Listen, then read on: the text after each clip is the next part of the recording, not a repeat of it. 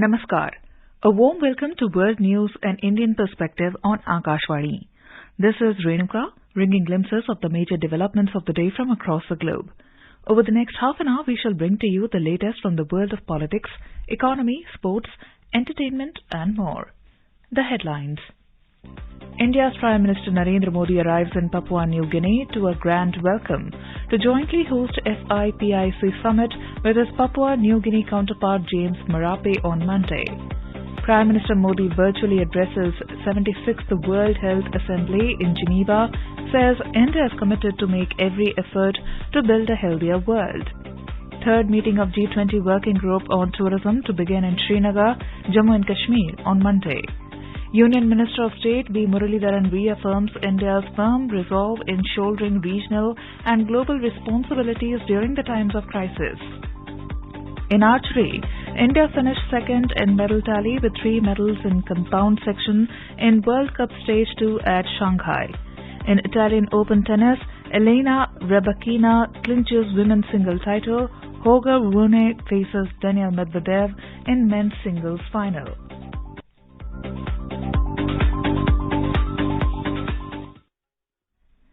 India's Prime Minister Narendra Modi arrived in Papua New Guinea on Sunday on the second leg of his three-nation visit. He was received by Prime Minister of Papua New Guinea James Marape. He received Guard of Honour on his arrival at Port Moresby. Mr. Modi will jointly host the third summit of the Forum for Indo-Pacific Islands Cooperation jointly with his Papua New Guinea counterpart James Marape on Monday. The forum was launched during Prime Minister Narendra Modi's visit to Fiji in November 2014. The FIPIC includes India and 14 Pacific Island countries. These are Fiji, Papua New Guinea, Tonga, Tuvalu, Kiribati, Samoa, Vanuatu, Niue, Federated States of Micronesia, Republic of the Marshall Islands, Cook Islands, Palau, Nauru, and Solomon Islands.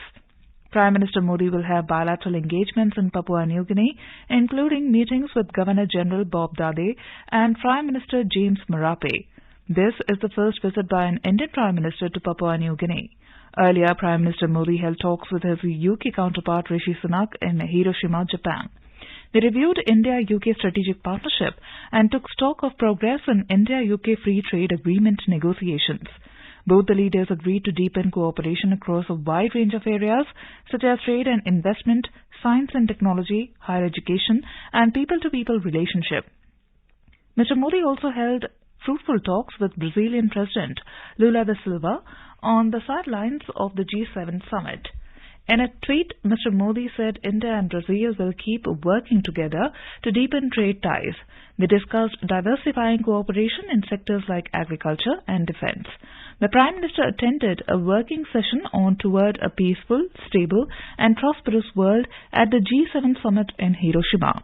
In his opening remarks at the session, Mr. Modi said the situation in Ukraine is an issue of humanity and human values. He said India has always been of the opinion that any tension, any dispute should be resolved peacefully through dialogue. At the Quad Summit, Prime Minister Modi highlighted how India's approach to demand-driven development cooperation with the region was contributing to these efforts. He emphasized the importance of consolidating Quad's constructive agenda and delivering tangible outcomes for the region. Mr. Modi also invited Quad leaders to India for the next Quad Summit in 2024. In a tweet, he said it has been a fruitful visit to Japan. He said that he met several world leaders during the G7 summit and discussed a variety of issues with them. He also expressed gratitude to his Japanese counterpart, Fumio Kishida, the government and the people of Japan for their warmth. 2024 में quad leader summit का आयोजन भारत में करने में हमें खुशी होगी। मेरा मानना है कि क्वाड वैश्विक भलाई, मानव कल्याण, शांति और समृद्धि के लिए निरंतर प्रयास करता रहेगा। In today's Hotspot section, we bring you a discussion on the outcomes of the G7 Summit and Quad Leaders meeting in Hiroshima. In conversation are Ashok Sajjanhar, former diplomat, and Rajesh Lake, Akashvani correspondent. Leaders of 7 of the world's most powerful democracies have gathered for the Group of Seven summit in Hiroshima, the location of world's first atomic attack at the end of World War II. Mr. Sajanhar, what is the significance of G7 summit? G7 in fact was established in the decade of the 1970s. That was the decade when the prices of crude oil globally had risen very high. There was this cartel of OPEC countries, Organization of Petroleum Exporting Countries. That was established, and there was a monopolization of the supply of oil in the international market. So first 5, then 6 and 7 countries joined. Canada was last one to join. And their mandate basically was to look at the economic problems, macroeconomic stability, financial issues, currency matters, and they would discuss these particular issues and try to find solutions to this. So meetings started taking place from 1975 onwards. Then in between, in 1997, when we had the Asian economic crisis, we had the ruble crisis in Russia, we had the Mexican peso crisis. Then Russia was also invited to become a member of the G7. So it became G8. Russia was ejected out of this grouping in 2014 when it occupied Crimea, which is a part of Ukraine. So far it has been dealing basically with economic issues, but with the passage of time, it has also started dealing with the political matters and political problems that erupt in different parts of the world. And currently, whether it is climate change or it is terrorism or it is peace and security, these are all aspects that are also discussed. The last point on G7 would be that when it started in the 1970s, it accounted for about 80% of the global GDP. But with the passage of time, the global GDP has been moving from the transatlantic region to the Indo-Pacific region. So today, the G7 accounts for just about 43% of the global GDP. But still, that is a significant quantum, significant amount. Whatever G7 decides, it still has great relevance and salience as far as the global economy is concerned. The G7 countries' share of global economic activity has shrunk to about 30%, if I'm not wrong, from roughly 50% 4 decades ago.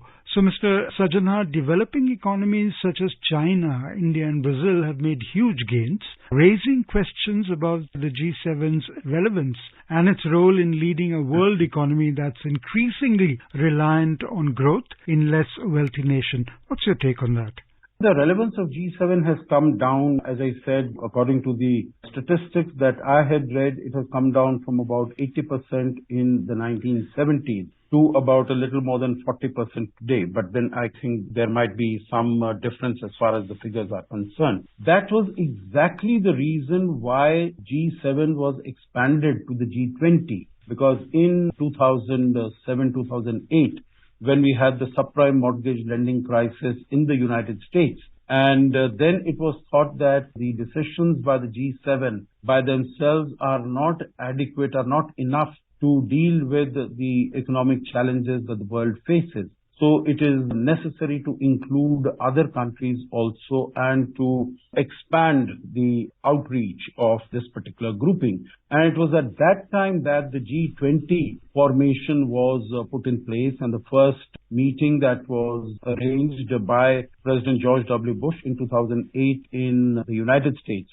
So there were 20 countries that were invited. For the first few years to take care of the economic problems, the G20 countries used to meet twice a year. And then after that, we also had the sovereign debt crisis from Europe. So for the first few years, it used to meet every 6 months. But after that, the G20 has been meeting annually. And that is how we have seen that G7 expanded to G20. But still, the G7 countries meet because these are all democracies. These are all free market economies. These are all open trade. They promote open trade. So they find utility in meeting amongst themselves, although, as you said very correctly, their relevance has come down significantly from the time when they were established. But then they have started this process of inviting guest countries. And for India, for Prime Minister Modi, this is the fifth time that he has been invited successively. And this really speaks about the growing importance, growing clout profile and influence of India in global affairs. Okay, Hiroshima, the city is Prime Minister Kishida's hometown, and his choice of venue underscores determination to put nuclear disarmament and non-proliferation at the top of the agenda of this year's summit. So does the sentiment, whatever is being expressed at G7, also being echoed at Quad leaders meeting? Absolutely. I think nuclear proliferation has become a very serious issue, and particularly since the war in Ukraine started, Russia has been flexing its nuclear muscle. It has been threatening that if it faces an existential threat, then it will not back away from using the nuclear weapons, using its arsenal. And this has been seen to be considered to be a very irresponsible statements by Russia. So the fact that Japan put the issue of nuclear disarmament and proliferation at the top of the agenda is related to this.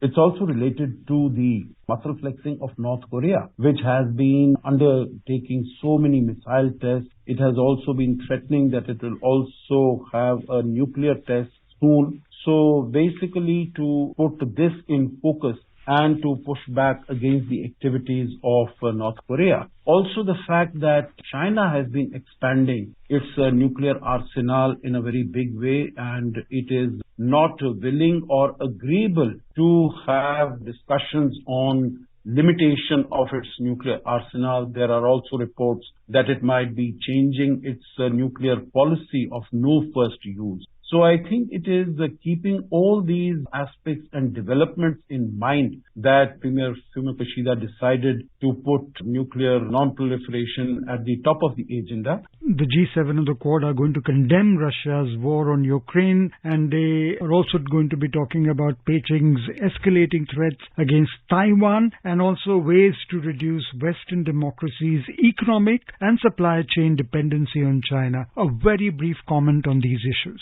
It was always thought that Russia-Ukraine conflict and more sanctions on Russia, more support for Ukraine, that would definitely be one of the important elements, and that is what has emerged out of this. Secondly, in terms of the supply chain, yes, the supply chains have got disrupted as a result of the conflict. There are shortages in many areas. It is not only the developing world, but even the developed countries are also suffering from that. So that is also been a focus.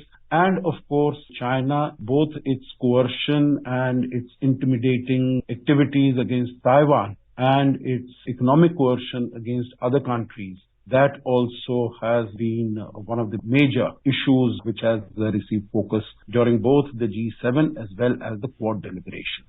Thank you so much, Mr. Ashok Sajanhar. Thank you.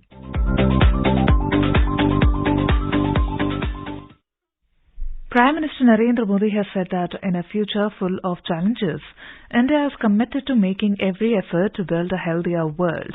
In his virtual remarks for the 76th World Health Assembly being held at Geneva, Mr. Modi said, India's ancient scriptures teach us to view the world as one family. He said during its G20 presidency, India is working with the theme of One Earth, One Family, One Future. The Prime Minister said India's vision for good health is One Earth, One Health. He expressed happiness that the WHO's first global center for traditional medicine is being established in India. Mr. Modi said he is also glad that the world is recognizing the importance of millets through the International Year of Millets. The Prime Minister said during the COVID-19 crisis, India showed its commitment to international cooperation. He said India shipped almost 300 million doses to over 100 countries, and many of these countries were from the global south. Mr. Modi said, in the last few years, India has worked on the availability, accessibility, and affordability of healthcare. be it the world's biggest health insurance scheme, Ayushman Bharat, or the massive ramping of health infra, or the right to provide sanitation and drinking water to millions of families. On the occasion, the Prime Minister congratulated the WHO on completing the historic milestone of serving the world for 75 years. He expressed confidence that the WHO would be setting goals for the next 25 years when it reaches 100 years of service.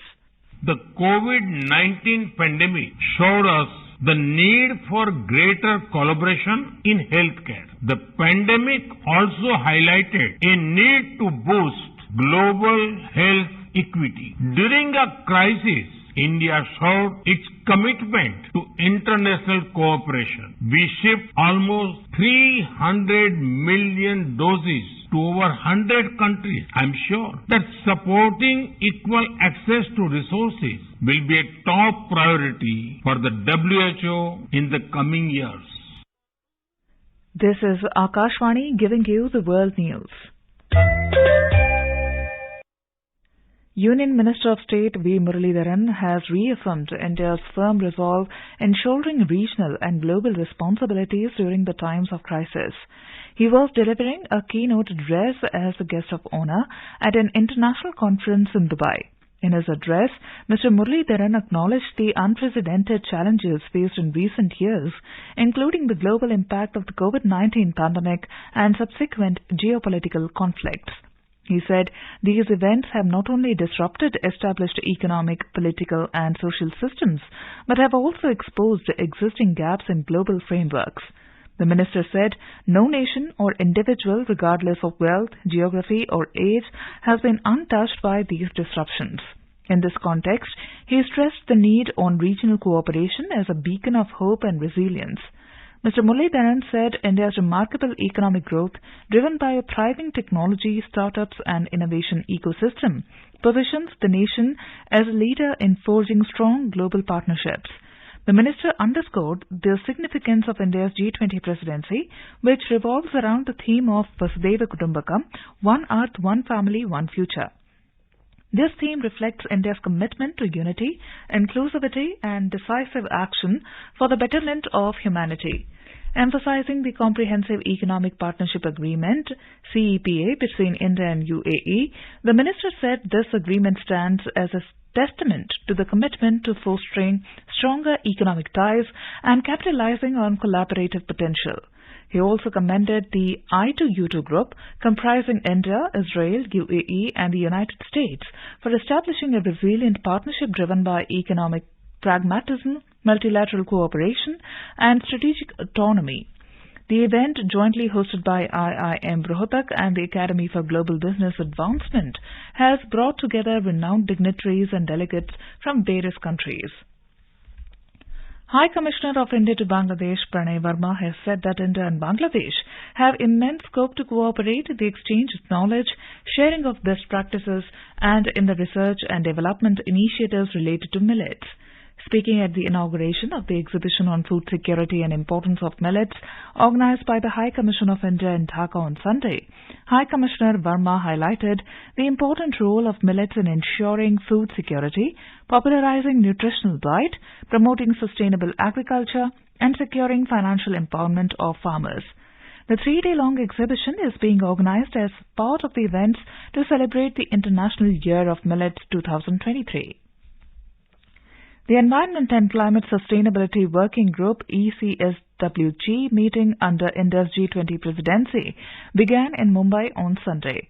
Our correspondent reports that the meeting is a critical step in fostering the efforts of the G20 countries, invitee countries and international organizations towards a sustainable and resilient future. Ocean 20 Dialogue, a side event in the ECSWG meeting, is currently underway. The deliberations are aimed at working towards well-being of oceans, addressing the need to make conscious efforts towards reversing damage to them and protecting our marine resources. Delegates are discussing on various aspects of blue economy. Earlier, Governor of Maharashtra Ramesh Bais, Union Minister of State for Environment, Forest and Climate Change Ashwini Kumar Chaubey and Chief Minister of Maharashtra Eknath Shinde, along with G20 delegates, took part in a mega beach clean-up campaign at the Juhu beach. In the Kashmir Valley, the city of Srinagar is all set to host third tourism working group meeting of G20 members starting from Monday. The meeting will continue till 24th of May. This is the first such international event taking place after Jammu and Kashmir became a union territory in 2019. Lieutenant Governor Manoj Sinha, through his monthly Awam Ki Awaaz radio program, has called upon the citizens of the Union Territory for their active support and contribution in the successful conduct of the three-day G20 mega event at Sher-e-Kashmir International Convention Centre. Mr. Sinha said the G20 meeting will certainly inspire the people of Jammu Kashmir and infuse new enthusiasm, new confidence in the society to build future of Union Territory. Meanwhile, the Border Security Force tightened security along the international border. The Special Water Wing of BSF has increased their patrolling along the Chenab River. Security has also been beefed up in the twin border districts of Rajouri and Poonch. The Reserve Bank of India, RBI, has said that people can exchange 10 notes of 2,000 rupees at a time from the bank without obtaining any requisition slip. The RBI further clarified people will also not be required to submit their identity proof at the time of exchange for up to a limit of 20,000 rupees. The RBI has said members of the public may deposit 2,000 rupees banknotes into their bank accounts or exchange them into banknotes of other denominations at any bank branch by 30th of September this year. The 2,000 rupee note, however, will continue to be legal tender. Recently, the Reserve Bank of India had decided to withdraw 2,000 rupees denomination banknotes from circulation. In Jammu and Kashmir, 100 e-buses will begin operations in Jammu in August this year under the Smart Urban E-Mobility Project of Jammu Smart City Limited. Our Jammu correspondent reports that the work on the project is in full swing and the Tata Motors has been asked to start delivery of the vehicles from mid-June so that other formalities like registration of vehicles with the RTO and issuance of permits are completed within the month of July in order to pave the way for operation of the vehicles from August. Worth to mention, this is for the first time in the Union Territory that fully air-conditioned e-buses are going to be operated under the gross cost contract model, which has already been adopted in different metro cities of the country with a high success rate and satisfactory performances. Union Minister of Minority Affairs Smriti Irani, along with Minister of State for External Affairs Meenakshi Lekhi, will see off the first batch of Hajj pilgrims at the Indira Gandhi International Airport in New Delhi in few hours. The flight carrying 381 Hajj pilgrims will be the first flight from Delhi. Delhi Lieutenant Governor Vinay Kumar Saxena and members of Delhi State Hajj Committee will also join the ministers. Over 22,000 Hajj pilgrims will depart in several batches from Delhi. 140,000 pilgrims have been selected across the country to perform Hajj this year through the random digital selection process. The Yog Mahotsav will be held at 6 a.m. on 27th of this month at Parade Grounds in Secunderabad to mark the 25 days countdown to the International Yoga Day. India's Tourism Minister G. Kishan Reddy informed this at a press conference in Hyderabad on Sunday. He said central ministers, including Information and Broadcasting Minister Anurag Singh Thakur, will be taking part in it. Calling upon people to take part in the event in a big way, he asked them to celebrate yoga at every family and every village this time for their health and well-being. He said public representatives and officials and employees of government and non-government organizations, beside yoga organizations, will take part in the Yoga Mahotsav. The INS Tarkash, the flagship frigate of the Indian Western Naval Fleet, along with the INS Subhadra, an offshore patrol vessel, has arrived at Port Al Jubail, marking a significant milestone in the growing defence cooperation between India and Saudi Arabia. The visit of these ships signifies the beginning of the harbour phase of the second edition of the naval exercise between the two nations, known as Al-Muhad Al-Hindi 2023. This year, the naval exercise also includes the participation of a maritime patrol aircraft. The inaugural edition of the exercise was successfully conducted in 2021. Al-Muhad Al-Hindi 2023, which commenced on Sunday, encompasses a series of exercises conducted on land and at sea by the two friendly navies. Upon their arrival at Jubail Port, the Indian ships received a warm welcome from officials of the Royal Saudi Naval Forces, border guards, and the Indian Embassy, highlighting the cordial relations between the two countries. In archery, India finished second in the medal tally with 3 medals in the compound section in the World Cup Stage 2 at Shanghai on Sunday. India bagged all 3 medals in the compound section, with Prathamesh Jokar winning the individual gold and Avneet Kaur bagging bronze. Ojas Deotale and Jyoti Surekha Benham bagged the mixed team gold. However, in the recurve event, Indian archers returned empty-handed. India finished second behind Korea with 2 gold and 1 bronze medal. In Italian Open tennis, the men's singles final match between Danish player Holger Rune and Daniil Medvedev of Russia is underway in Rome. Elena Rybakina of Kazakhstan won the women's single title, defeating Ukraine's Helena Kalinina 6-4, 1-0. This is Rybakina's second title of the year.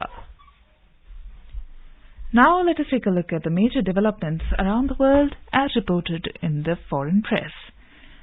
The Wall Street Journal reports Zelensky in Hiroshima appeals to Biden, other G7 leaders for more military support. The Guardian writes, Sudan's warring factions sign agreement for 7-day ceasefire. Washington Post reports Brazil indicts ex-officials over Amazon murder of journalist and colleague. The Japan Times reports NATO revisits Cold War past with first major defense plans in decades. South China Morning Post writes, Yong'an Park townhouse seller made 47% windfall over 15 years as buyers pile into Singapore property. Khabar Hub writes Maoist Center denies financial irregularities in PLA cantonments. The Globe and Mail writes Greece votes in first election since end of international bailout spending controls. And now a quick look at the headlines once again. India's Prime Minister Narendra Modi arrives in Papua New Guinea to a grand welcome to jointly host FIPIC summit with his Papua New Guinea counterpart James Marape on Monday. Prime Minister Modi virtually addresses 76th World Health Assembly in Geneva, says India is committed to make every effort to build a healthier world. Third meeting of G20 Working Group on Tourism to begin in Srinagar, Jammu and Kashmir on Monday. Union Minister of State V. Muralidharan reaffirms India's firm resolve in shouldering regional and global responsibilities during the times of crisis. In archery, India finished second in medal tally with 3 medals in compound section in World Cup Stage 2 at Shanghai. In Italian Open tennis, Elena Rybakina clinches women's single title. Holger Rune faces Daniil Medvedev in men's single final. And now, before we end, let us listen to Mahatma Gandhi's favorite bhajan, Vaishnavajan, by artists from Australia. With that, we end this bulletin. We'll be back at the same time tomorrow with the next edition of World News.